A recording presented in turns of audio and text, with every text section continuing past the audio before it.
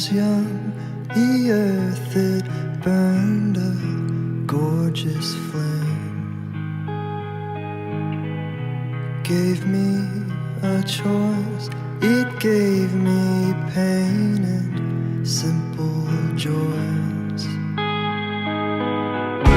I'm still the same.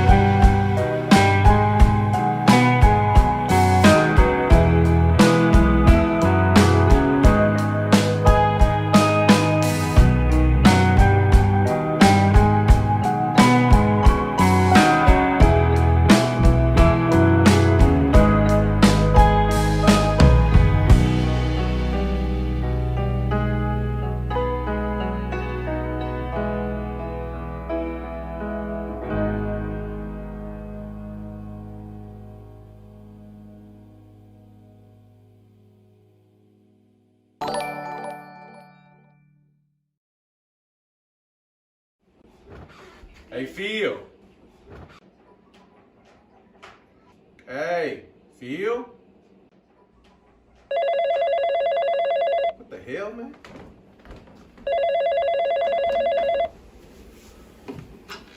Hello? Hey, Neil.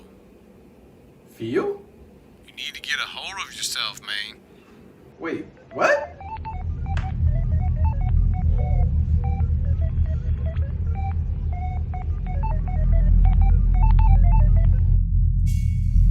Man. Man, what the hell is going on? Hey, Phil! Hey, Phil! Hey, Phil! Man, this is weird as hell. Am I back in the psychic trash void? Hey, Neil. Phil, is that you? No, I'm bad boy.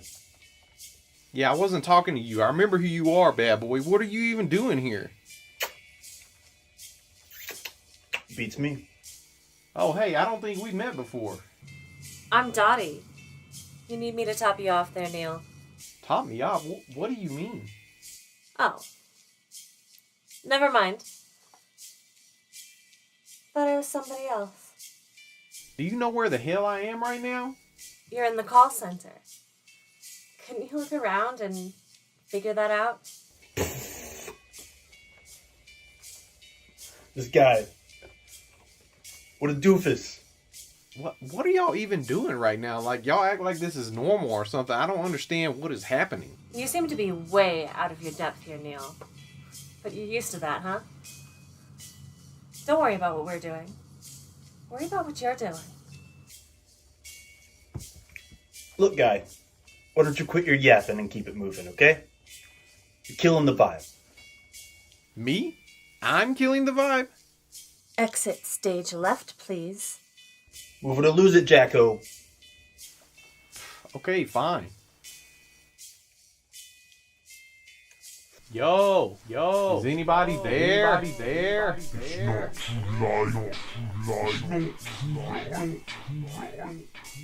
Who is that? It's not too late for what? Please answer me. This is your last chance. We've been trying to reach you for some time. Last chance? Wait a second. I think I know that voice. The deadline to extend your vehicle's warranty is about to lapse. Don't miss this excellent opportunity. What are you going on about? I don't even have a car. I just drive Fields.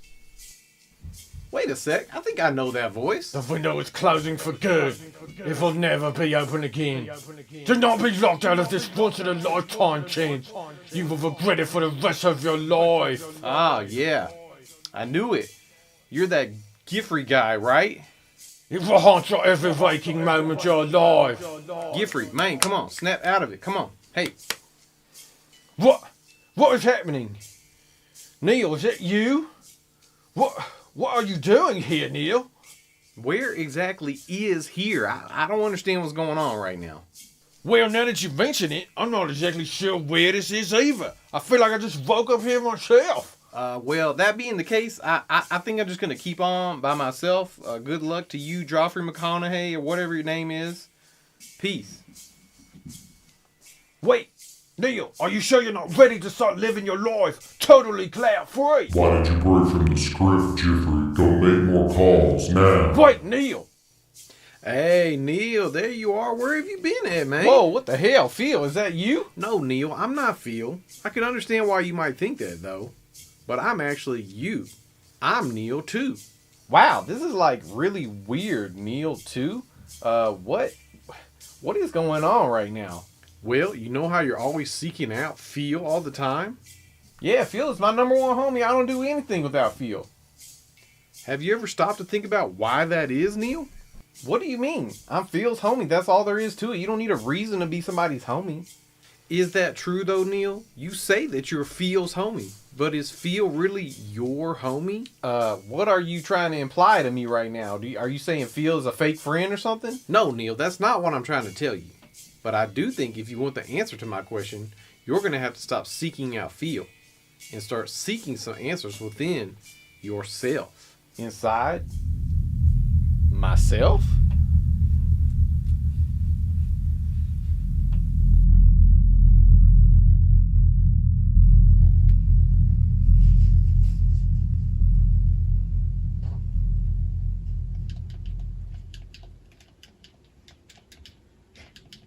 Man, sure is quiet around here.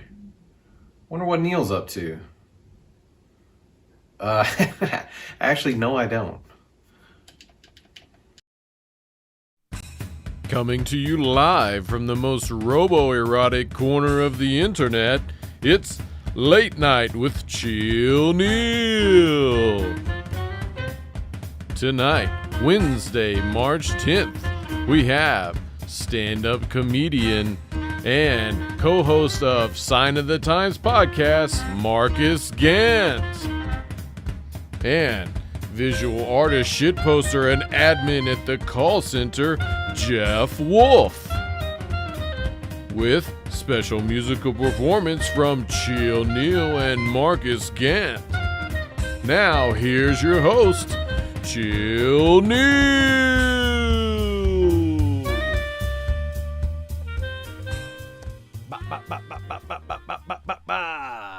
All right, everybody, welcome back to another night, late night with Chill Neil. I'm so glad to have you here.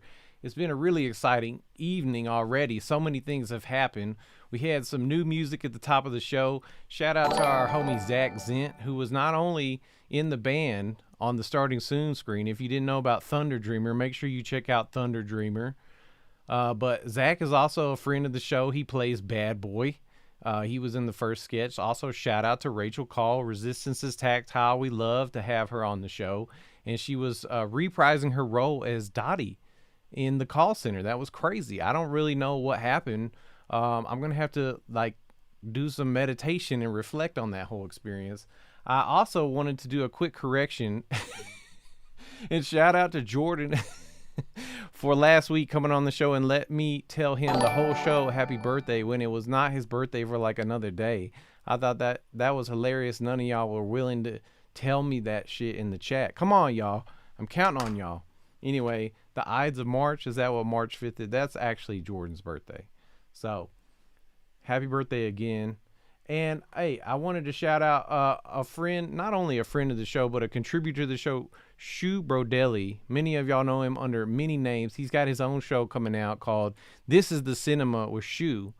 We're gonna do a little preview of that later in the show. I think it's going to be very exciting. I hope that y'all will check that out. And I also wanted to shout out to Galvano. If he's out there, I just wanted to make sure he remembers that it's Wednesday and it's time to put the trash out. I know that he watches the show, just to remember that it's trash day. So I wanted to make sure I got that in there. But let's check in with the chat real quick. How are y'all doing? A whole lot of stuff is going on. Jade, thank you for correcting me. The Ides of March is the 15th of March, of course. Joshua, big love to you. Ryan, he's sending out birthday love. I see Shu is in the chat as well. He's got so many pseudonyms. I don't even know. I can't keep up with them. But yeah, Thomas, Optional Hoffman, I see all y'all. Thank you for tuning in. It's going to be a really big show. And in fact, I don't want to dwell too long. I like to do a little something at the top of the show because I can't do a monologue, but I like to connect with y'all. But really, I want to get right into it. I think we should go ahead and welcome our first guest. If y'all are ready, I'm very excited about our guest tonight. Let's welcome our first guest for the evening, Marcus Gantt. Hello, Marcus Gantt. Welcome. Thank you for being on the show. How are you doing tonight? I'm doing good, Neil. What's up, man? What's poppin', baby? Hey, we're having a great time. We've had a really weird evening, but I mean, it's another late night with Chill Neil. I can't be upset about that. It feels good. That is facts. That's facts, man. Well, I need to ask you something right off the bat. I've always got the hard-hitting questions I need to ask, all right, of our guests. And are you from South Carolina, or you just live there now? What? Nah, I'm from a town in South Carolina called. I live in Georgia now, actually. I'm from a town in South Carolina called Beach Island, South Carolina, and it sounds really glorious and like beautiful, but it's not. It's just. I figured they used it as like a trick in the war or something. Because it's not. It's only $2 generals that get robbed, and they right next to each other. It don't make no sense. They're in competition with each other. I've spent some time in South Carolina, so I understand what you're saying. I mean, the South generally has a lot of spots. I mean, that are elevated. I mean, you can go to like Hilton Head versus. Yeah. I mean, it's a diverse. But hey, I really wanted to ask you because we've had this conversation before. Shout out to Bill Cleveland because he's from North Carolina. It's a whole different thing. But I wanted to know, coming from South Carolina, what do you think is the superior style of barbecue? I like Southern barbecue. It's my favorite style of barbecue. People in the Midwest would disagree with me. Of course. Will always disagree with me. Barbecue discourse gets very heated. Because I got friends in Kansas City who's always like, bro, you ain't never had our barbecue, so you don't know nothing about barbecue. I'm like, what are you talking about? I'm from Georgia. It goes that way all across the South, even somewhat into the middle, states. I don't think the North has really any claims to barbecue at all that I can think of. I don't think so. I've seen shameful pictures of Northern and Western barbecue. Y'all need to step y'all game up. The Midwest, though, the Midwest and the South are on it. I've seen shameful pictures of California barbecue. California barbecue, is that a thing? I've never. It's awful. They need to stop. Oh, I can only imagine. It's probably just mostly like a bunch of coleslaw and raisins and. Yeah, $13 well, I grew up in Memphis, Tennessee, so I always like to discuss barbecue. And I have a connecting question. This one's going to be a little bit weird. I don't know if you're on this tip, but like when it comes to condiments in the bedroom, what do you prefer? What type of condiments do you like to use, when it's time to get romantic in the bedroom? Now, I know we're not supposed to be supporting Chick-fil-A. I know that's not a thing we're supposed to be doing. They don't like gay people. They real Christian. We don't like that no more. But Polynesian sauce is real good for sex. It's real good. It's sweet. It's not overbearing. It's real light. Polynesian sauce. Absolutely. I would walk into Chick-fil-A and just get Polynesian sauce. This is very important information, y'all. This is why we do this show, so that we can find out which sauces. I mean, if you're going to cross the line as far as identity politics go, go get that Polynesian sauce. I mean, is that name, that name even seems problematic to me. I don't know. It's not even from Polynesia. I know it's not. It's not. Where is Polynesia at? I have no idea, but I know they ain't get it from there. They make it themselves in the church.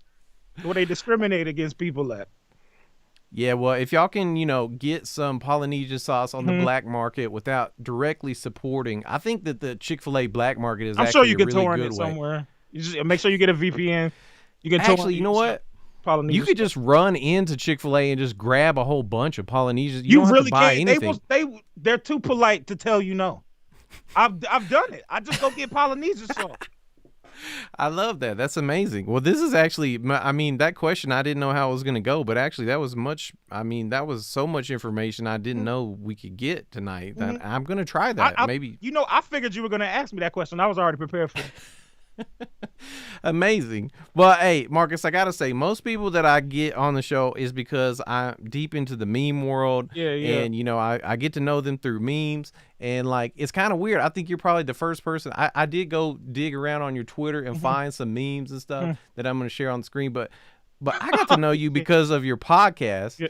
Really? Yeah, because I think I already shouted out Shu Brodelli, but Shu was, telling me about your podcast, and I went and listened. He was like, you need to get Marcus on the show. He's a comedian. He has a podcast, Sign of the Times podcast. And I was like, okay, this is amazing. Like, I hope I can get it. But like probably whenever you got a friend request from me a couple months ago, 3-4 months ago, I was like, that's what was going on. I was just trying to make that. Okay. I just figured, I didn't know what you was doing. This guy looks fucking weird. Who is this guy? Should I accept this? But I'm glad to have you here because, as far as, I know that you do the podcast, but then you did stand-up comedy for a while before all that. And I'm just curious, like, how has it been in the last year, not being able to do shows as much? Is like doing memes and tweeting in a podcast, does all that help, replace that form of expression? Or 100% does not replace the rush you get of manipulating a bunch of people who have no idea who you are. It's not this. It doesn't get no better than that. But I love doing my podcast. Our podcast, we have a good time. We do fucking skits and songs, and I love the podcast. And the podcast wouldn't have happened without COVID happening, to be honest, because right before that, right before COVID happened, I actually got the chance to open for somebody like a nationally torn comedian. I was actually like, I felt like I was like, all right, I'm getting my bearings in here. I'm making my name in the city. People know who I am. I opened for Mark Norman, and it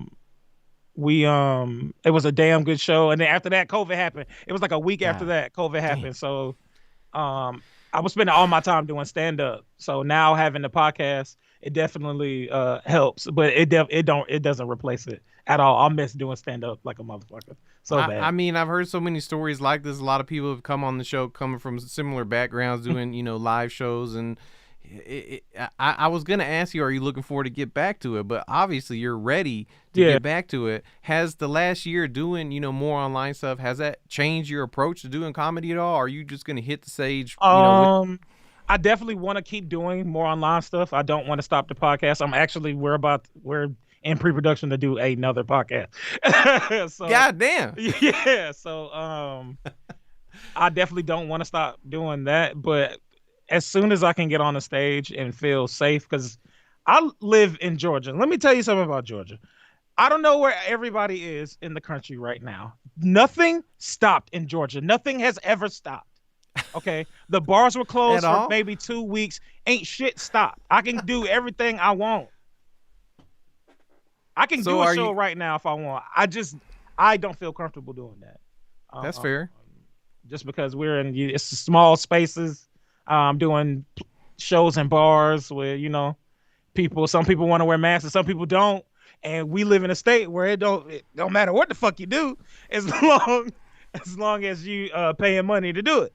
So yeah, I mean the South right now, Alabama, Mississippi and Texas are just they're back to status quo right now. Like nothing is happening. I totally understand. You got to make your own decisions to keep it going. Yeah. But I was curious if you could just do like a little flashback for us. I just really always like to ask things like doing stand up. Do you have any stories you could tell us, like maybe like the worst gig or the worst audience you ever had, or a story that maybe if something else comes to mind, I would love to hear about tales of the road doing stand up. Well, there was this one time where a buddy of mine by the name of Nate Copley had got a headline gig at the fabulous Total Rose Pizza in Greensville, South Carolina, right? But Nate's set is way too crude, right? And the guy wanted him to write it out and send it to him, so he wrote it out. He was like, "Yo, you cannot fucking do this on my stage," right? So it got passed down to me, and I brought my buddy who's on the podcast as well on Sign of the Times, my buddy Willard. We drove to Greenville, but before we went, Will just happened to make 6 edibles, right? And we just thinking, we got a couple hours before the show, it'll be fine. We ate 2.5 edibles a piece and then drove 3 hours to Greenville, right?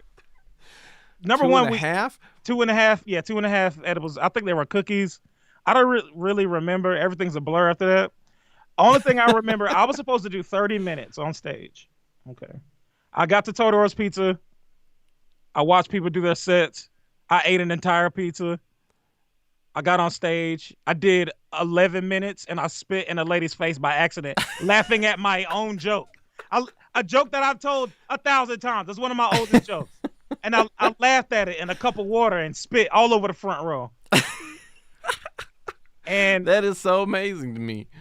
And the guy who runs it actually is this blind man, and he so he didn't know it happened at all. Oh no, man, you could hear it. This was an audible shame. Even the blind man knew you just spit water all over one of his patrons' face. Right, but I showed up. He still got to pay me. So at the end of the night, it's time for me to get paid, and he put the money in my hand and he pulled me real close. And he was just like, "You're never coming back to Total Roast Pizza ever again." And I was just looking at him. I was like, "Well, that's fair. That's pretty fair. Thanks for the $50. I appreciate it." That's like some Godfather Sopranos shit right there. Like, you just knew you don't want to come back to that pizza parlor. I really want to go back. I gotta prove myself. Please keep us posted if you go back. I would love to hear about that. But you were talking about your co-host, Willard. I wanted to call him Wilbur because my brain does those kind of things. But, like, I always want to know with podcasts, the dynamic of doing something regular with somebody else. Like, how did you and Will come together to start a podcast? Is it back in, like, August or before that? How long? We're on episode 32 now, coming up this Monday. Damn. So it had to be about sometime in the summer. I can't really remember. Maybe August. But basically we in our scene pretty much. I didn't really have anyone around in our scene. Of course, people are funny and we can hang, but nobody I could connect with on a personal level, except when I met Will. We smoked an ass of weed. Both of us. Yeah, we had the same sense of humor. And I've always dabbled in audio editing because I've made music since I was very young. So I've dabbled in audio editing. I was like, let's fucking make a podcast. And then we tried to do it, and it failed horribly. And then we did it another one. And this one is working out pretty good actually. What was the failed one? What was that? I gotta know. It was called the Laser Jesus Podcast. It was it was pretty. Well, I wonder why did that fail? Right. We didn't have the right equipment. We didn't have anything we were supposed to fucking have. We were underprepared. Because sometimes when you think you want to do something, you don't really want to do it. we weren't ready to do it yet. When we were ready to do it, we got everything we needed to do it and did all the research and all that good shit. And that's how the podcast came to be. I mean, I absolutely relate to you on that because this show, we did our first episode back in, I don't know, November, I think. Yeah. And it was a bomb. If you could watch it right now, it would just be one frame. It was one frame.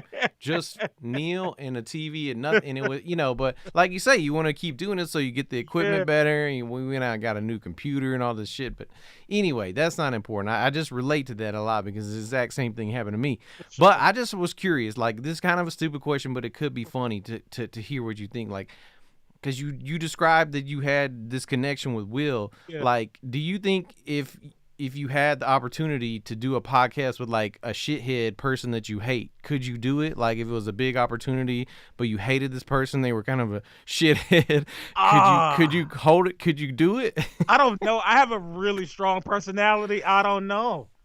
A lot of people like to call me a no man. Some people are yes man. I'm a no man. Okay. If you tell me, hey, you like this, I will tell you 10 things I don't like about it. So I don't know. I'm not very agreeable to begin with. So it needs to be somebody that loves me and can deal. Shout out Willard. Yeah, shout out to Willard. For real. Well, I won't make you elaborate on that anymore because I think we understand where you're coming from. And that was actually the perfect answer because, I mean, the question was a little bit different when I first thought of it. It was about having a rapport with somebody. So I don't know. I think you answered it in a much more fruitful way than I could imagine, which also led me to a question that I've been really waiting to get into, which is that I know you put out this album called Puddles of Piss. Yeah. Which we talked about a little bit before the show, which I thought was so fascinating because the way that it came out, the way you described it to me was, I guess you had like a yes man in your corner, but I'll stop talking there. I would like to know, can you tell me more about how you came up with Puddles of Piss? Well, basically I was quarantined. I have nothing to do. I want to make something, and I honestly wanted to make something of substance. I wanted to make something poignant. I wanted to make something really good. But every time I sat down to like make something of substance, make something poignant, make something that would make people feel things, it would just be dookie and piss and little stupid shit just in my brain. So I was like, I have to get all the shit out. And I was sitting on the phone with my friend one time, pretty much, and it was really just a joke. I was like, man, I'm about to freestyle a whole album about piss right now just because I can. Amazing. And he said, I'm coming over there right now. Do not fucking do that. You don't have to do that. That's stupid. And then I hung up the phone, and then I did it. I did one song, and he came in and I played it for him, and he was like, yo, do that like 5 more times. And we did. We got really high, and I freestyled a bunch of songs about piss. It's on SoundCloud. It's the only album on SoundCloud called Puddles of Piss. I promise you, there's not another. You can't duplicate it. It's the only one there. And you know what? In a weird way, it really helped me a lot actually making that album. It made me like find like a artistic medium between making serious music and being an absolute asshole piece of shit. Marcus, I relate to that a whole lot. And I mean, knowing that you have a long relationship with music, but now finding your own, in piss music and ridiculous things, I'm wondering, like, would you maybe want to stick around and do a song with me at the end of the show? I think maybe we could do something really terrible together. Neil, I absolutely would fucking hate that, and I will be there. All right, you heard it here first, everybody. Stick around. We're gonna do some more show. We got some commercials and some sketches and stuff, and an interview with our homie Jeff Wolfe coming up next. But Marcus, man, thank you so much for being on the show. It's been a pleasure. This was awesome. Thank you so much. We love to have you. Hey, have a great night. Everybody else, stick around. I will be right back after a short commercial break.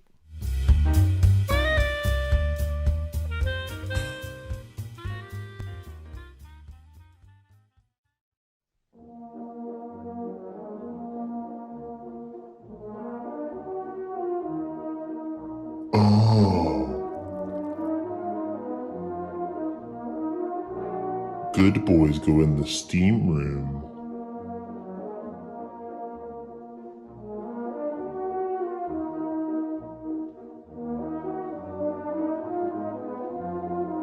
Oh.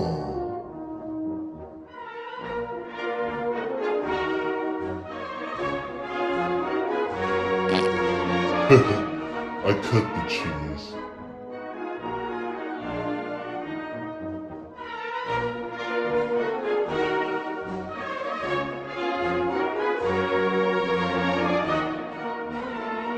The Michelson Cheese Shave Club. In today's world, we're constantly training, pushing ourselves to the highest limits possible. And sometimes we need help. We need assurance. We need a guarantee.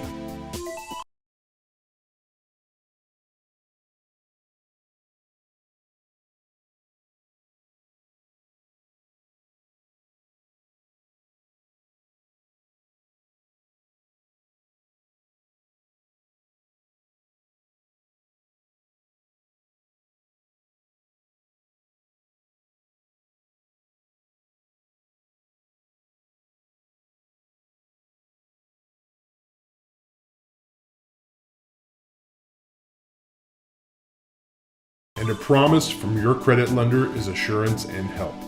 Masturbate, financed through Citibank, is life's premier credit lender. For the times when we need it the most, masturbate to your future. Masturbate to new heights. Until your dreams become a reality. Complete your credit application online today at www.masturbate.com and bust a huge load on your financial goals. Masturbate is now offering 6.9% APR on all purchases with no hidden fees. Annual rates may be subject to change. Offer only valid to approved applicants. Masturbate. Priceless.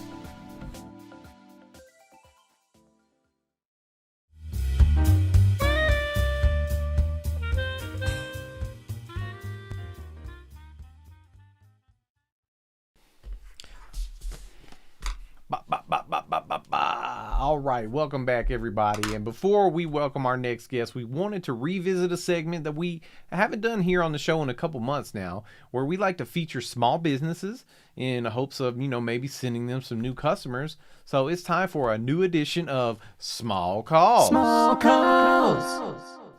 Okay, let's take a look. Who are we going to be calling today? It looks like we're going to be, this is interesting, Mr. Mussey's psychic hotline. Sounds interesting. Let's give him a call. Got my burger phone here, and the number 72089300166. Ah, God damn. Stay with me. Hold on. Don't hang. Hello, Neil. Oh. I was expecting your call. Oh, wow. Is that like a psychic thing, or do you just have caller ID? Why not both? Okay, that's fair. So tell us a little bit about your psychic hotline, Mr. Mussey. What kind of services do you provide? It's pretty straightforward. Just give me a ring or send a text, and I'll give you the outlook on your future as well as your lucky numbers. Oh, wow, that does sound very straightforward. Do you think maybe you could do my reading here on the show? Of course, Neil. Just keep in mind that this call is costing you $69 per minute. Nice. No, actually, never mind. That's expensive as hell. Let's hurry this up. I can't afford another minute. Let's just get it going. Come on. Okay. Well, let me peer deep into my crystal dong. The amethyst shaft is shining brightly. The geode scrotum is really lighting up here, Neil. This is exciting. Okay. Out with it, though. The actors are costing me hundreds of dollars. Come on. What is the Patience, Neil. It's all a part of the process. Okay. I'm getting something now. Let's see. What is it? I'm sensing a presence on the set. Did you lose someone recently, what? Neil? No, I didn't lose anybody. What are you talking about? This is a scam? Is that what's going on? I'm sensing you lost someone during the winter. And another detail is coming through now. I can smell something, actually. A proprietary blend of 69 herbs and spices. Oh, are you talking about the Poultrygeist? Ah, yes. I knew it. He's still with you, Neil. He lingers around the show, waiting for the day he can move on to the afterlife. Okay, I guess that's cool. I don't care about the Poultrygeist, though. This is supposed to be about me. Can you please focus on me? What about my reading? This is interesting. Your future is looking very bright, Neil. Okay. It looks like you have a great opportunity coming. Your show is going to continue to grow and thrive. Yes. In fact, it looks like your show could be getting an upgrade soon. Your success as a late-night talk show host is guaranteed to only become greater, Neil. But beware of hubris.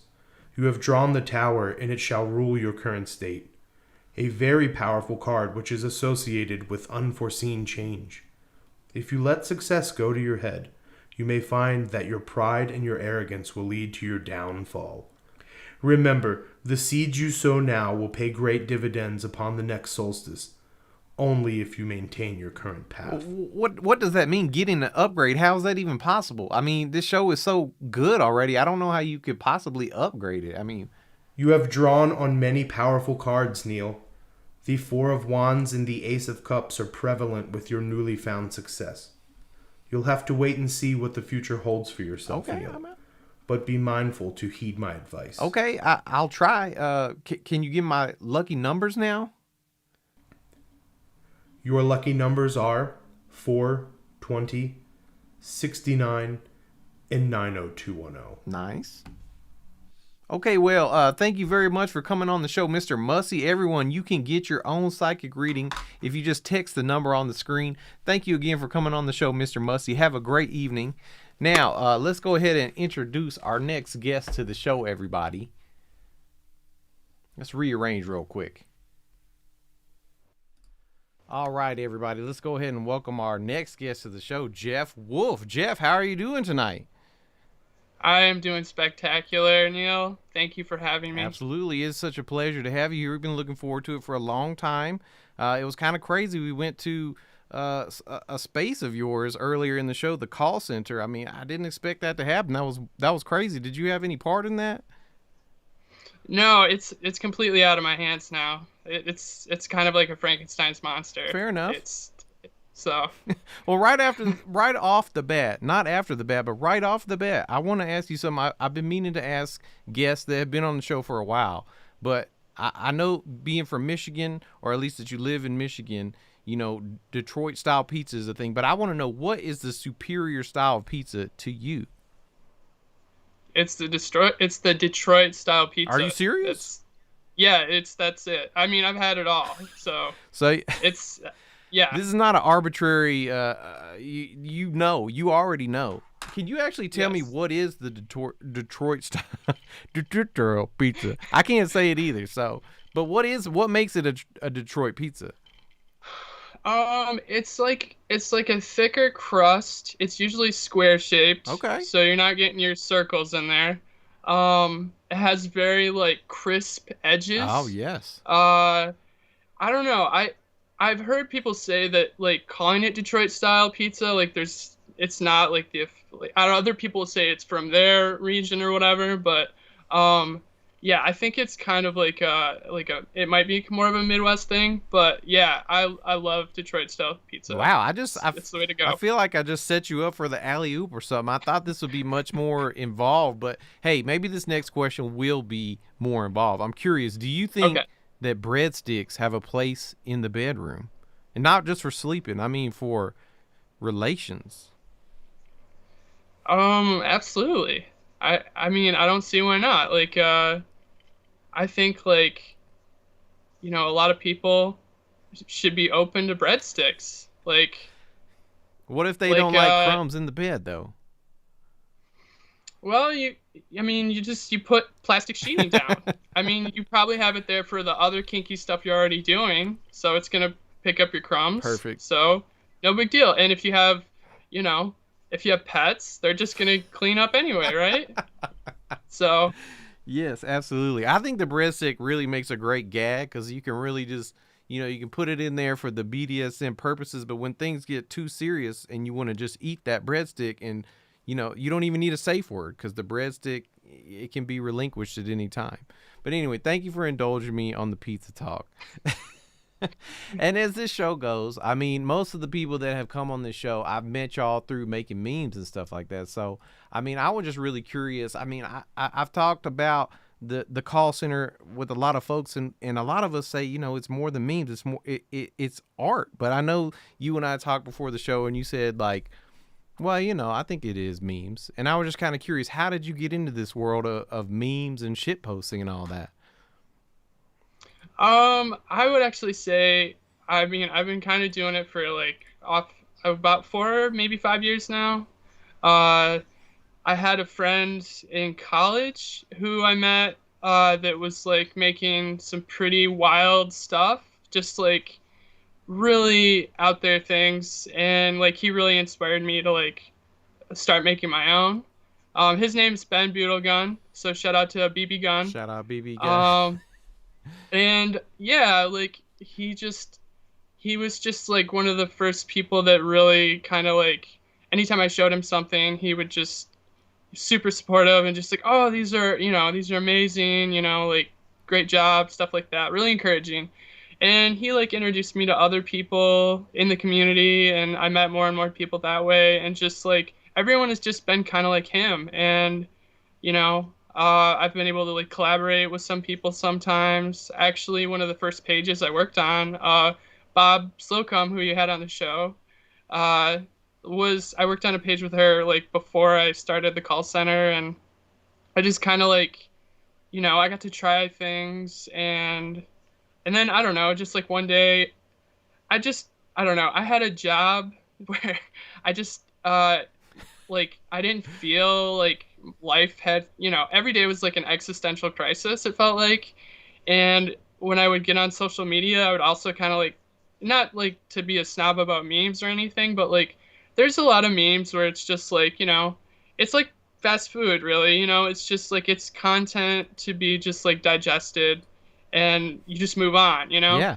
And I just like, I would see a lot of stuff, and like, some of it is definitely good. I'm not, like I said, I'm not trying to like be a snob or anything, but I was just like, there's stuff I wanted to see. And I was just like, well, I guess I'm going to make it. I'm going to make the stuff I want to see. Absolutely. And so that's kind of like what happened. So I mean, that makes a whole lot of sense. That's why I make songs about shucking corn and flim flies, is because I want to see that in the world. And yeah, sometimes you just got to make it for yourself. Did this journey into making memes, like, did this come after you got into visual art? Because I feel like the call center has like a very recognizable style. When I see it on my timeline, I know it's the call center immediately. How did you settle into that particular style of sets and kind of this first person point of view and all that kind of stuff? Actually, yeah, so when I first started the page, I had this really I had a lot of ambition. Like, I wanted every meme that I made to look like the style and the look of it to be extremely different. I wanted people to think that like each meme was made by a different person. I don't think you can necessarily get that from the early stuff, but I wanted everything to look extremely different. I felt like I wanted to explore and experiment before I felt like I could settle into a style. And with memes, I feel like, there's like a format to it, with like the text and like the layout of images, and like I felt like it was too limiting. And like, as I went on, I would start to like try and fit like a whole story or like a whole script or a dialogue in one image. And like, I was able to make it work, but then I was just like, I want to like break out of this. So then I started making like multi-panel pieces. And like, I really enjoyed that, because it's like I could break down the text and like what people are looking at. Like they get the full story. Like I'm showing them exactly what I want them to see. Yeah, and I just kind of like went on and like tried more and more things. Like one thing I just will say, just like for anybody that does visual art, like don't try to like box yourself in the beginning. Like you should have a really open mind, and like, just like be open to all different kinds of media. Because like for me, like if I just looked at memes all day, my stuff would look more like, I guess, like traditional memes, but like impact font. Yeah. And like I said, there's nothing wrong with that stuff. There's some really good impact font memes. So they're fantastic. But I don't mean to derail. Keep going. but yeah, I just like I look at a lot of different stuff, like a lot of different kinds of visual art, and like a lot of my stuff. It's just like everything that I personally think is cool, and I just I wanna see what it would look like in my meme. I So think that's beautiful because I really, especially this week, I've really delved deep into it, and it's like, so many things that I wonder about it. Like when I see the hands, is it your hands, or did you get like a stock photo hands? I mean, those kind of things. Like, are you willing to tell us, or does it need to be secret? no, I can tell you. I like I think I was talking to you earlier about your set and like how you constructed your set, and I think that was like a really like that was a really I was like that's brilliant, but like no, a lot of my stuff is like from like stock photos and stuff, but like I edit it and enhance it. But yeah, I don't know. It definitely has like a certain look. It doesn't matter where it comes from. I just was curious because everything has such a look. Like, I tried to make sure we got the pink mannequin for you because shout out to Rachel. She actually did a great, a whole makeup look for the call center sketch. But, I noticed there's different colored skins. Sometimes they got the teal skin and like, I mean, I don't know. I probably shouldn't ask you too much about it, but it's fascinating to me. And I just was, the visual style, I think you're doing something great, and it always draws me in. But really, beyond being drawn in, like to see the image and it does something and it makes me want to look at it, you have like these great narratives, like you were describing, like you have, multi-panel. It's almost like a comic book or something like that. Like, Did you have any kind of background in like creative writing or anything that you're channeling these stories from? Because I feel like really a lot of people watching right now are probably like, I love the call center so much because the stories that you tell to us through the memes, it's like, it's deep and meaningful, and it creates a connection. Like within, an hour of seeing a call center post on my timeline, I see so many comments and heart reacts of people just like, it just connected and it did something. Like, where do your stories, like, what is the root or the source for all these things that you're doing visually, that you're telling these stories? Well, I guess like for me, my background is I majored in creative writing. I wanted to eventually become a filmmaker. Goddamn. A movie man, and that just like never. It just couldn't happen. It's so hard to do. Big like, relate right there. Yeah, and like I didn't have the means or like the energy to like the drive to like make that work. And like and like there's been so many things that I tried a little bit, and I was like, well, maybe this will be where my creative energy will go. And like like basically this is just like something that scratches every itch that I have. Like I do like I live in my head.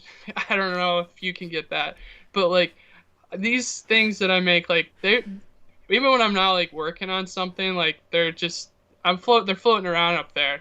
And like also like I like writing. I don't want to just like create a visual piece. Like I want to be able to like put some text on it. I want to like tell a little bit of a story or something. So like I mean, I don't know. I just like kind of like throw it all together, and it seems to be working. So absolutely. But I will say like, so back to this is something that I don't know if a lot of people who make memes like they've internalized this, but like the reason why like initially all of my characters like were different colors. Well, one was I wanted to make it so like anybody could look at it and they wouldn't feel like, oh, I'm like, this is just for like white people or something. Like anybody could look at it and like identify with a character. But also like, there's always a lot of critics of memes that say stuff like, it's just people slapping text over like a picture. Like what's the craft to that? Like what's the art? And so like I was like, well, I'm gonna like edit everything that I put together. Like I'm gonna make it my own. So like that's why that's initially why I changed like the colors of all the people or the characters, so no one would just be like, oh, you're just like slapping in a picture you found, so like yeah, I was just like, I never wanted someone to be like, well, what are you actually really doing here, So, but that's, I mean, but now it's just like, I love the way it looks. I like, you know, that's just like another facet of it for me. I feel like you've created an internal space for a lot of us. Obviously, it was your own internal space as you described it, but a lot of the people involved with the show and watching the show have probably gone there now because of what you've created. Something that I was very curious about is, you know, I read you have some posts that are just, you know, text posts, and I love people that are very good at text posting, but I feel like the text posts that you make on your own profile are very different from some of the content on the call center. Like, does that creative writing muscle, does it connect those kind of shit posting things where some of the things I read, like, obviously it's a story that's made up, but like at first I'm reading it and maybe it's about like something that your daughter said, but then by the end of it I'm like, oh no, that didn't actually happen. But like, where does that stuff dwell in the same space, or do they find their own? Yeah, I mean, like, I'll have like a joke or like an idea or something, like something I want to riff on, and like I'll just be like, yeah, I gotta get this. It's like an intrusive thought, basically. I think a lot of people are like this. A lot of shit posters are like this. Like, the thought, it becomes all consuming. You have to get it out. You have to make your mind happy. But yeah, I don't know. I haven't done one of those long text posts in a while. But yeah, I would spend a lot of time on those, and a lot of editing and stuff. And people really seem to like them. I mean, I was really surprised. I'm like, who's reading all this? But people like them. So yeah, I don't know. That's the other creative writing part of it. But yeah, shit posting is like, that's like another facet. Like, you know, I can be kind of crude or whatever on my own timeline. Well, of course, we had to dig into that a little bit on Late Night with Chill Neil, where we celebrate cum jokes and, you know, shitting profusely. And, you know, I think it's good to know that we all have the same type of brains that have many different directions we go in. And you know, I love that, you know, the internet is in some ways kind of like this weird, like, therapy or something. Like, if you had that itch you need to scratch, you could just like make a well-crafted post for your homies and get it out, and everybody else is like, fuck yeah. Exactly. Yep. Well, hey Jeff, I want to thank you so much for being on the show tonight. It's been such a pleasure to have you here. We've been I mean, all the way back to Chill Neil and Friends. We had been hoping to somehow hook you into coming on the show, so it's a real honor to have you here. Thanks for taking the time to do it. Oh man, this has been awesome. I'm gonna scratch this off my bucket list. Hell. Thank you so much. It's like that scene in Billy Madison with the is it Steve Buscemi? He's got the lipstick on, and then he scratches Chill Neil and Friends off the list. That, I hope that's happening for you later tonight. Yeah, absolutely. I got a list of people I scratch off or add on every night before I go to bed. So I love it so much. Thank you again, Jeff, for being here with us tonight. Everybody else that's watching the show, I want to make sure that y'all come back next week. We got a really great show planned. The homie Sam Lunacharsky will be here from Avoid Unto My Own, as well as my homie William Washington. I've been plugging his show for a couple weeks now because our homie Phil is going to be on his podcast, or rather his YouTube show. So make sure y'all check us out next week for 2 more amazing guests. Jeff, thank you again. I hope you have a lovely evening, and hopefully we can have you back again sometime, maybe. I would love it. Hell yes. You take care. All right, have a great night. Everybody stick around. We're going to do a short commercial break, and we got a very special performance from our artists Chill Neil and Marcus Gantt.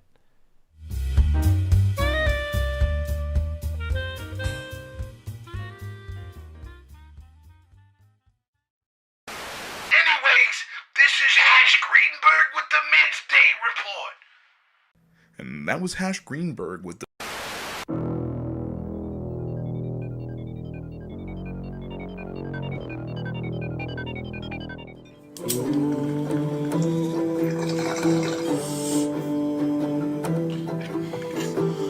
Hi, my name is Shu Brodelli, and this is my public access television show. This is The Cinema with Shu Brodelli. And the reason I call it that is because I've always heard the phrase, my life's a movie, and I think that's a little self-centered. Because life is just one big movie and we're all playing a small part. I'm not really sure what to say about the show. It's going to be things I see and places I travel and things I find interesting. And I hope you stay along for the ride. Anyways, let's go ahead and start the show. 'Cause this is the cinema with Shubrodelli.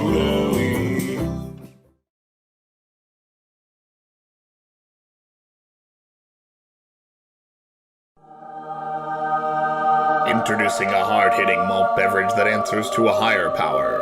Christ's Hard Lemonade. Get lit with the Lord.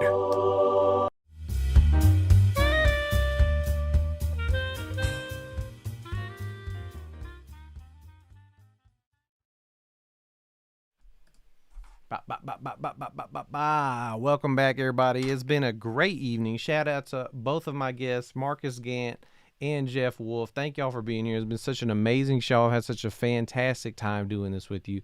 But now it is that time in the evening. We're going to welcome a very special musical guest. Chill Neil is here for y'all with Marcus Gantt doing their hit song, Robot Sex. Let's hear it.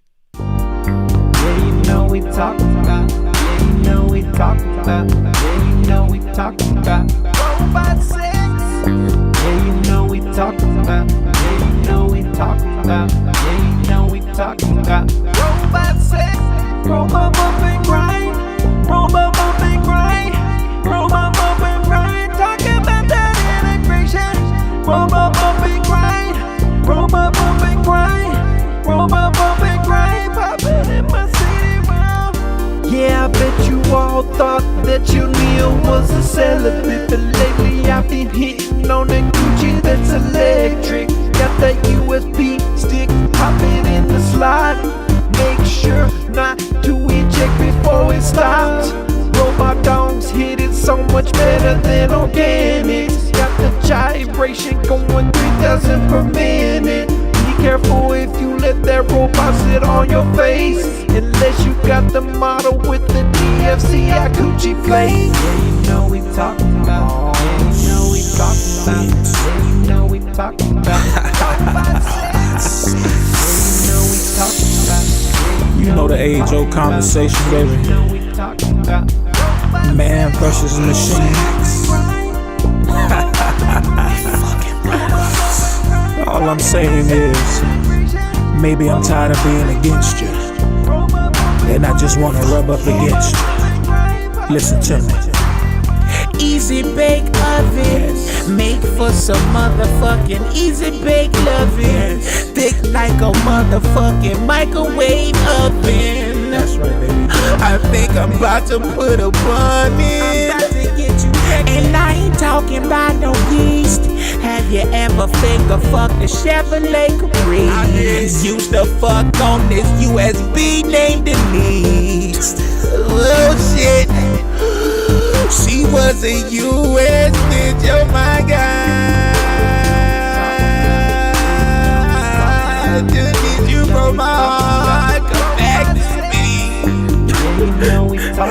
In the military, they got a saying. It's, don't let your dingle dangle in the dirt. The case of me and Denise, I let my dingle dongle in the hurt. You get it, it's robot sex.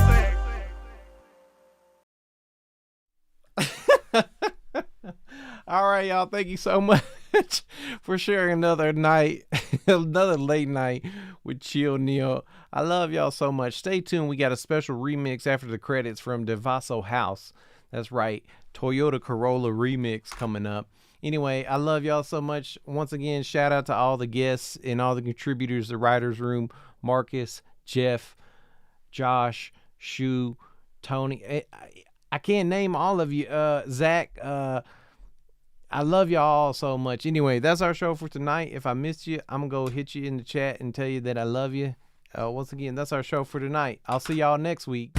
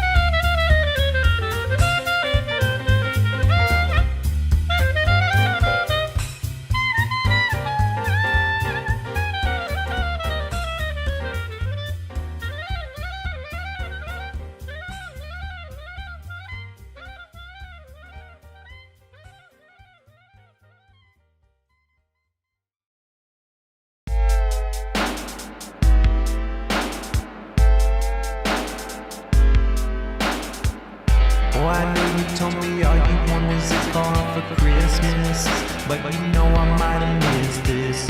Couldn't afford a Mercedes-Benz, so I had to hit the used car lot and do some business.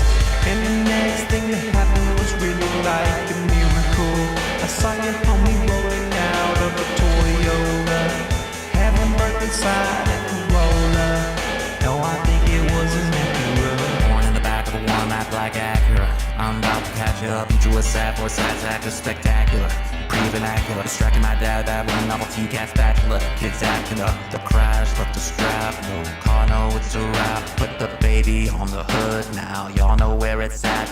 I'm not asking for much, I just want a girl and a Toyota Corolla.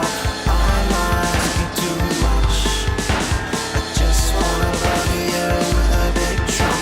No cash, stack it up, all the cuties, brown faces acting up, scooting around the town. Got to get a whip, like to turn around, got to get a grip, ain't to mess around. I'm not asking for much, I just want a girl and a Toyota Corolla. I'm not asking too much, I just want a Rodeo with a big trunk. Damn, I can't believe it went down like that. First thing you was popping out of a cat. Yeah, I seen the trunk pop open and you was inside. I could see your soul rising up like a Gemini. I don't know your astrological sign up to the sky. All I wanna know is you got gas money for this ride. Cause we better fill up the tank of the 98. Hit the road out, head back to the astral plane. Damn. About to hit that 7-Eleven. Damn. I need to get a sip. Just a sip, just a sip of the drip. Just a sip, just a sip of the drip. Just a sip, just a sip of the drip. Just a sip, just a sip of the drip.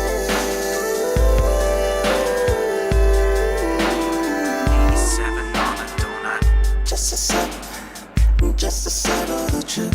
Just a sip, just a sip of the drip. Just a sip, just a sip of the drip. Just a sip, just a sip of the drip.